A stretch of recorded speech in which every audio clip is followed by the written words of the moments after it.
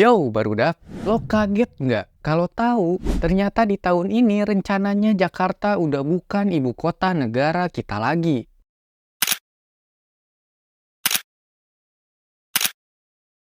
Hal ini disampaikan oleh Bambang Susantono, Kepala Otorita Ibu Kota Negara. Beliau nyampein nih, kalau di tahun 2024 ini, Presiden Joko Widodo bakal ngeluarin keputusan presiden atau kepres mengenai perpindahan ibu kota negara ke IKN Nusantara di Kalimantan Timur. Presiden akan mengeluarkan Kepres, keputusan Presiden pada semester pertama tahun 2024 untuk memindahkan ibu kota negara dari Jakarta ke Nusantara.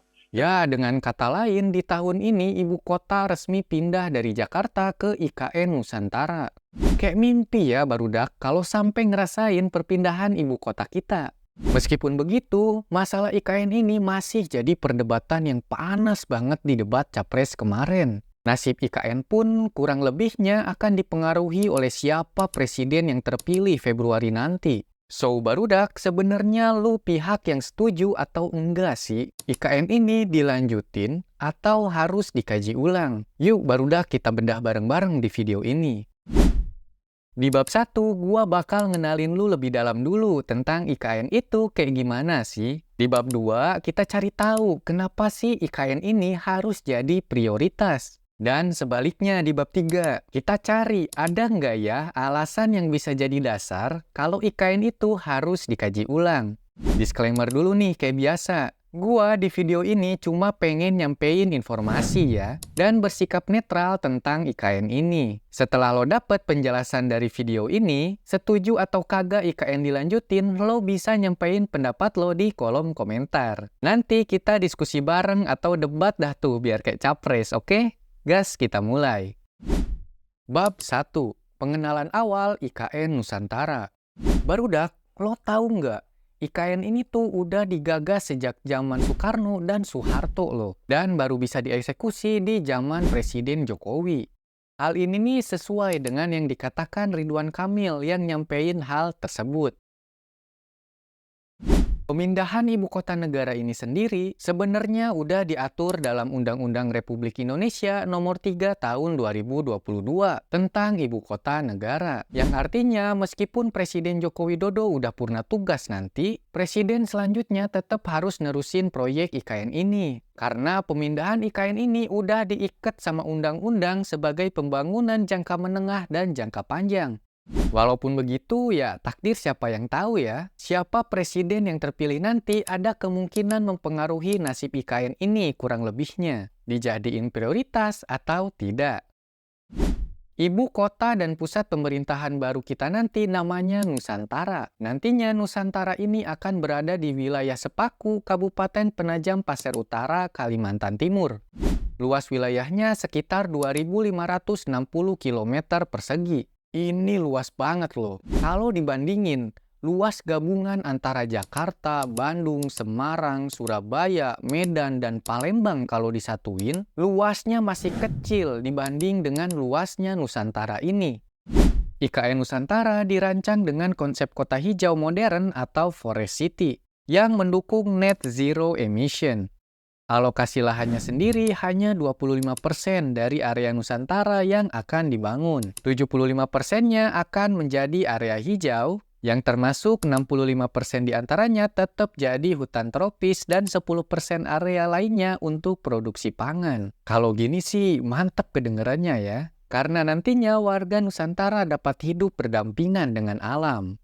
Konsep desain IKN ini berprinsip 5S lah ya. Smart Workplace, Smart Living, Smart Mobility and Transportation, Smart Nature Preservation, dan Smart Transformation of Nation and Culture. Tahap pembangunan IKN ini terbagi menjadi 5 tahap barudak. Tahap pertama, pembangunan miniatur penyelenggara pemerintahan. Tahap kedua, yaitu pengembangan shared office di IKN. Tahap ketiga, pengembangan agile government. Kemudian di tahap yang keempat, adanya pembangunan kota cerdas industri 4.0.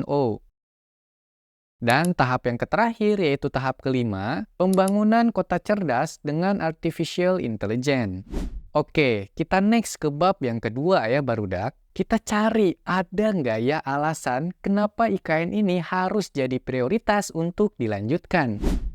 Bab 2. Alasan IKN Nusantara harus jadi prioritas. Oke barudak, alasan pertama adalah mengurangi beban Jakarta. Yang pertama, beban Jakarta saat ini sudah terlalu berat. Menurut media arsitektur Rethinking the Future atau RTF, Jakarta menduduki posisi ke-1 kota dengan perencanaan tata kota terburuk di dunia. Bayangin dah tuh. Posisi 1 perencanaan tata kota terburuk di dunia. Selain itu, Jakarta juga pernah menjadi kota paling berpolusi kedua di dunia menurut IQAir. Diperparah dengan terjadinya penurunan tanah dan kenaikan permukaan laut, menyebabkan banyak pihak yang memprediksi Jakarta akan tenggelam beberapa tahun mendatang jika tidak diatasi dengan cepat dan tepat. Belum sampai di situ barudak, dilengkapi dengan masalah banjir dan macetnya Jakarta menjadi bukti nyata kalau beban Jakarta ini udah terlalu berat untuk menopang Indonesia sebagai pusat ekonomi, pusat pemerintahan, pusat event, pertemuan besar, dan lain-lain.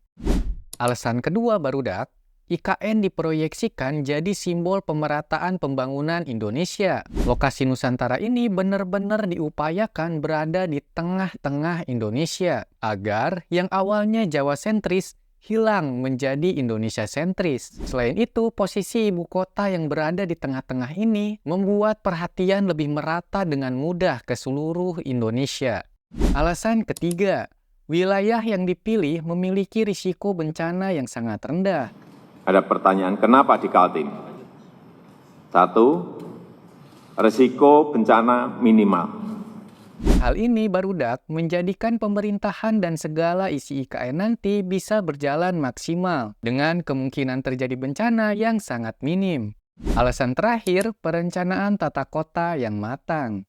Kalau lo khawatir Kalimantan dengan kekayaan alamnya akan hancur karena pembangunan IKN ini, perencanaannya sih nggak akan kayak gitu ya. Wilayah yang dijadiin IKN nanti itu bukan hutan tropis sang paru-paru dunia, tapi hutan produksi kayu. Justru nantinya, kota Nusantara ini akan ditanami berbagai tumbuhan endemik Kalimantan, seperti pohon kapus, kamper, kayu putih, bangkirai, dan meranti merah.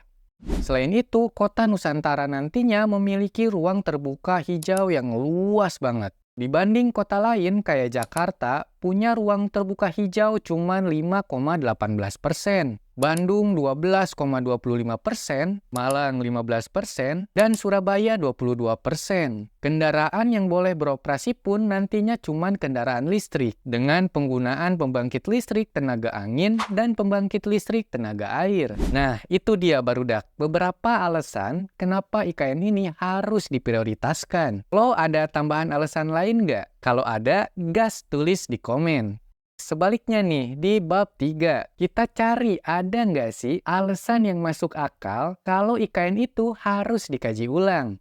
Bab 3, alasan IKN Nusantara sebaiknya tidak diprioritaskan dan dikaji ulang. Alasan pertama barudak yaitu membutuhkan dana yang sangat besar. Untuk membangun IKN ini dibutuhin anggaran yang begitu besar, sehingga risikonya pun juga besar. Total dibutuhin dana senilai 466 triliun rupiah. Walaupun jika dilihat dari rancangannya, persentase pembiayaan pembangunan IKN ini hanya 19,2% yang berasal dari APBN, yaitu senilai 89,4 triliun rupiah, dan sekitar 80% berasal dari swasta dan KPBU. Alasan keduanya barudak yaitu menimbulkan ketimpangan baru. Dibangunnya IKN dengan tujuan pemerataan, untuk sebagian pihak justru hal itu tidak menimbulkan pemerataan. Yang ada malah munculnya ketimpangan baru antara kota Nusantara dengan kota-kota di sekitarnya. Orang yang percaya alasan ini mungkin berpikir lebih baik memajukan kota kecil menjadi kota menengah menjadi kota yang besar, di seluruh Indonesia. Dengan begitu, makna pemerataan menjadi lebih terlihat nyata ya. Alasan ketiga nih, yaitu masih banyak pembangunan yang lebih urgent. Nah, untuk orang yang berpikir alasan ini, mungkin menurut mereka, anggaran pembangunan yang besar untuk IKN ini lebih baik digunain untuk membangun infrastruktur yang lebih penting, kayak jalan tol, rel kereta api, renovasi sekolah, perbaikan sarana kesehatan, dan lain-lain. Alasan terakhir, rendahnya potensi air tanah yang ada di IKN. Lo bisa lihat, di peta hidrologi ini, wilayah yang nantinya jadi IKN memiliki potensi air tanah yang rendah. Selain itu, penelitian yang dilakukan oleh BPPT di tahun 2020 nunjukin kalau di wilayah IKN nanti ada masalah terkait ketersediaan air baku. Hal ini disebabkan wilayah IKN tersusun oleh batuan pasir, lempung, dan batu bara yang lemah dalam menyerap air. Itulah kenapa dari awal pemerintah udah ngebut bikin bendungan sebagai solusi dari masalah ini. Cuma ya gitu, dana yang dibutuhin jadi besar karena harus membuat bendungan yang memadai. Itu dia beberapa alasan kontra pembangunan IKN dilanjutkan atau diprioritaskan. Mungkin lo punya alasan lain yang lo percayai, boleh lo tulis alasannya di kolom komentar. Kalau sampai ini terjadi, kayak ada sedihnya ya. Kita harus say thank you ke kota Jakarta yang udah jadi ibu kota kita selama berpuluh-puluh tahun. Dan kita berdoa semoga segala permasalahannya bisa segera terselesaikan.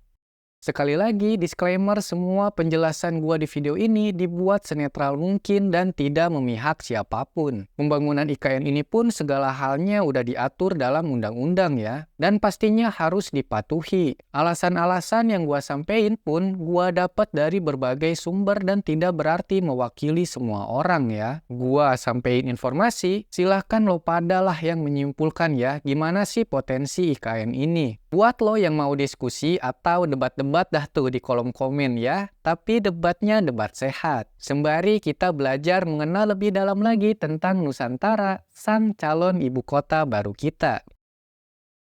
Segitu dulu buat video kali ini ya barudak. Gua tunggu pendapat lo di kolom komentar. Next mau dibikinin konten tentang apa nih? Konten BBM gratis versus makan siang gratis versus internet gratis. Mau nggak? Kalau mau, gas langsung komen nanti gua bikinin kontennya. Like kalau lu suka konten ini, subscribe dan share juga ya, jangan lupa. Oke? Dah, see you barudak.